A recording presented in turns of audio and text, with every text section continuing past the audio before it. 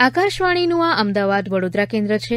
હવે સાંભળીશું વિજ્ઞાન જગત કાર્યક્રમ અંતર્ગત ડોક્ટર પ્રશાંત અગ્નિહોત્રી, સિનિયર પેથોલોજીસ્ટ સાથે ઈશિતા બુચની વાતચીત. કાર્યક્રમ પ્રસ્તુત કરતા દીપશિખા દુર્ગાપાલ. જગત મિત્રો, આજના કાર્યક્રમમાં હું ઈશિતા આપનું સ્વાગત કરું છું. રક્ત માનવ જીવન માટે ખૂબ અમૂલ્ય છે.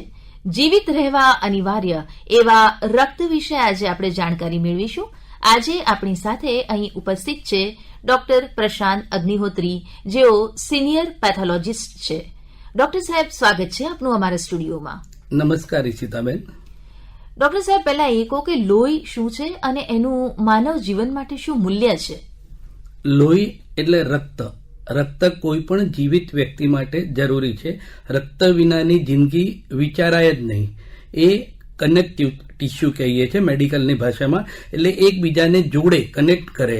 એનાથી આપણે આપણા દરેક શરીરના દરેક કોષને પ્રાણવાયુ મળે અને એને ઇન્ગ્રેડિયન્ટ જોઈતા, જે જોઈતો ખોરાક મળી રહે, વધતા એ ડિસ્પોઝ થયેલો ટોક્સિક સબસ્ટન્સ બહાર કાઢે, ગંદો સબસ્ટન્સ બહાર કાઢે અને એના પરિભ્રમણથી આખા હૃદય, રક્તવાહિનીઓ, આર્ટરી, વેઇન, કેપિલરી એ બધાની મદદથી આ બધું કાર્ય થતું હોય છે. અચ્છા ડોક્ટર પ્રશાંતભાઈ અગ્નિહોત્રી, એકો બ્લડ ટેસ્ટ કેવી રીતે કરવામાં આવે છે અને ત્યાર પછી એનું વર્ગીકરણ કઈ રીતે કરવામાં આવે છે? ઈશિતાબેન, આ જોવા જઈએ તો આ સવાલ તો તમે બહુ મોટો સવાલ પૂછ્યો છે, પણ ટાઈમના લિમિટમાં હું તમને કહીશ. રક્તનું પરીક્ષણ ખૂબ રીતે થાય છે. સૌથી પહેલા તો રક્તનું નામ, એટલે લોકો કહે છે ને રક્તનું ગ્રુપ કયું છે, એ રક્તનું ભગવાને પાડેલું નામ છે. એ રક્તના ગ્રુપનું પરીક્ષણ, પછી તાવ આવે એના માટે ક્લિનિકલ પેથોલોજી કહેવાય છે, અને કોલેસ્ટ્રોલ, શુગર, યુરિયા એ બધા બાયોકેમિકલ ટેસ્ટ છે. એ બધા ટેસ્ટથી આપણને શરીરમાં આ બાયોકેમિકલ સબસ્ટન્સ કેટલા છે, વધે છે, ઘટે છે, એ બધાનું આપણને ખબર પડે છે. પછી એના પછી આગળ છે જીનેટિક્સ. હવે આજકાલ નવું વિજ્ઞાન નીકળ્યું, જૈવિક. એટલે બચ્ચામાં કઈ ખોડ ખાપણ છે કે નહીં, એ માતાના પેટમાં હોય ત્યારે જ રક્ત પરીક્ષણથી આપણને ખબર પડે છે કે ભાઈ આ છોકરામાં આ ખામી છે. એટલે ડોક્ટરોના મદદથી એને આપણે એબોર્શન પણ કરાવી શકીએ. બહુ ઓછાને ખબર હશે કે તારીખ 1 ઓક્ટોબરને રાષ્ટ્રીય સ્વૈચ્છિક રક્તદાન દિવસ તરીકે મનાવવામાં આવે છે.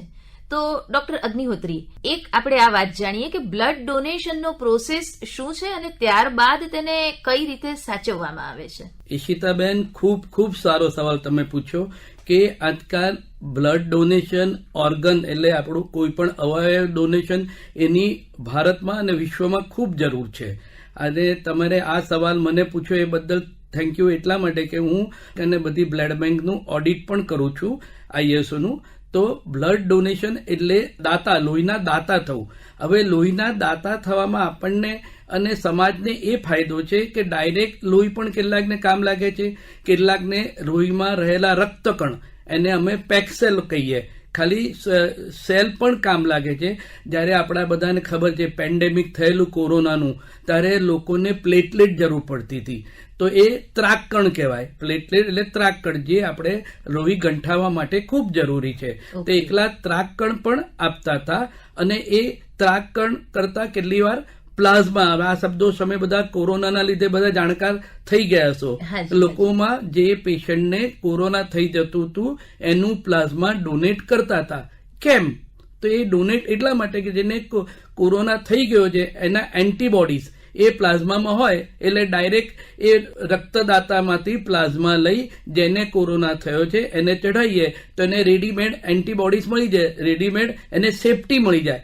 આ બધા ખૂબ ગૂઢ વિષય છે અને ખૂબ ડિટેલ માંગી લે છે. પણ પહેલા જૂના જમાનામાં એકલું રક્ત ચડાવતા હતા. જ્યારે કોઈ ઓપરેશન હોય કે એક્સિડન્ટ થાય તો શરીરનું દરેક કોઈ પણ હેલ્ધી શરીરમાં 3.5 થી 4.5 લીટર લોહી જોઈએ. ભલે માણસ 100 કિલોનો હોય કે 150 કિલોનો હોય, પણ લોહીનું વોલ્યુમ તો 3.5 થી 4.5 જ હોય છે. એવું નથી કે 150 કિલોનો છે એટલે એના શરીરમાં 5.5-6 લીટર લોહી છે, એવું નથી. લોહીનું વોલ્યુમ તો 3.5 થી 4.5 લીટર જ રહે છે. એટલા માટે કે એ વખતે ખાલી એક્સિડન્ટ માટે કે ઓપરેશન માટે, પણ હવે વિજ્ઞાન ખૂબ આગળ વધ્યું છે. એટલે લોહીના બધા પાર્ટ્સ, લોહીમાં ઘટકો હોય છે, રક્તકણ, શ્વેતકણ, ત્રાકકણ, પ્લાઝમામાંથી એન્ટીબોડીઝ, આ બધાનું હવે વર્ગીકરણ થાય છે, એનું પૃથક્કરણ થાય છે અને એનું જુદા જુદા સેપરેશન થઈ શકે છે. એટલે હવે રક્તદાન કરવું એ તો ખૂબ ખૂબ જરૂરી છે. તમે એક વખત લોકોને પૈસાનું દાન નહીં કરો તો ચાલશે, પણ રક્તનું દાન, કારણ કે ક્યાં મેન્યુફેક્ચર નથી થતું. પૈસા તો તમે મેન્યુફેક્ચર કરી શકશો મહેનત કરીને કે ગમે તે રીતે, પણ રક્તનું દાન એ ખૂબ જરૂરી છે. ને પહેલા રક્તદાનથી ખાલી એક્સિડન્ટ કેસમાં કાં તો લોહી ઓછું થાય એના માટે, પણ હવે રક્તના જુદા જુદા ઘટક, રક્તકણ, શ્વેતકણ, ત્રાકકણ અને પ્લાઝમામાં રહેલા એન્ટીબોડી આપણે છૂટા કરી શકીએ છીએ. એટલે જેની જેટલી જરૂર હોય એ જ આપીએ. કેટલાકને ફક્ત ત્રાકકણની જરૂર હોય તો ત્રાકકણ સેપરેટ કરીને આપી શકાય છે, કેટલાકને શ્વેતકણની જરૂર છે એ આપી શકાય છે. એ વિજ્ઞાન હવે ડેવલપ થયું છે. એટલે રક્તદાન કરવાથી એવું તો ના માનતા કે તમારું રક્ત વેસ્ટ જશે, કોઈને કોઈ રૂપમાં તો કામ લાગશે ઈશિતાબેન. અને બીજું, હવે રક્તદાન તો કરો જ લોકો, પણ જોડે જો અંગદાન પણ કરો. કિડની, લીવર, હાર્ટ, એ બધાની આપણા ભારતમાં અને વિશ્વમાં ખૂબ ખૂબ જરૂર છે. હાજી. કેટલાક લોકો પૂછે છે કે કયું રક્ત સારું. હવે હું તમને પૂછું ઈશિતાબેન, નામ સારું? લોહીનું નામ જે ભગવાને આપણે પાડ્યું છે એ બધું છે. એમાં 4 નામ છે, ગ્રુપ A, AB, O અને એમાં પ્લસ, બધા કે પ્લસ વત્તા એવું નહીં, A positive, B positive, AB positive, O positive, એવી રીતે નેગેટિવમાં છે. એટલે પોઝિટિવ વાળા પોઝિટિવને લોહી આપી શકે, નેગેટિવ વાળા નેગેટિવ. પણ O પોઝિટિવ એ યુનિવર્સલ દાતા, બધાને આપી શકે. જે પોઝિટિવ હોય બધાને આપી શકે, ને O નેગેટિવ બધા નેગેટિવને આપી શકે. એવી રીતે કેટલાક આપણે મજાકમાં કહીએ AB પોઝિટિવ, એ બધાનું લઈ શકે, એ સ્વાર્થી બધાનું લઈ શકે. એવી રીતે AB નેગેટિવ બધાનું લઈ શકે. એટલે આમાં સ્વાર્થ એવું નથી, ભગવાને પાડેલું નામ છે. એમાં કે એ બહેન કે એ વ્યક્તિને આપણે ચીડાવવાની જરૂર નથી કે તું સ્વાર્થી છે, ભગવાને પાડેલું નામ છે. જોયું ને મિત્રો, રક્ત કેવું ને કેટલું અનિવાર્ય છે માનવ જીવનને ટકાવી રાખવા માટે. આપણે રક્તનું મહત્વ સમજી સ્વૈચ્છિક રક્તદાન અવશ્ય કરીએ, એ માટે આગળ આવીએ અને અન્યને પણ રક્તદાન કરવા માટે પ્રેરીએ.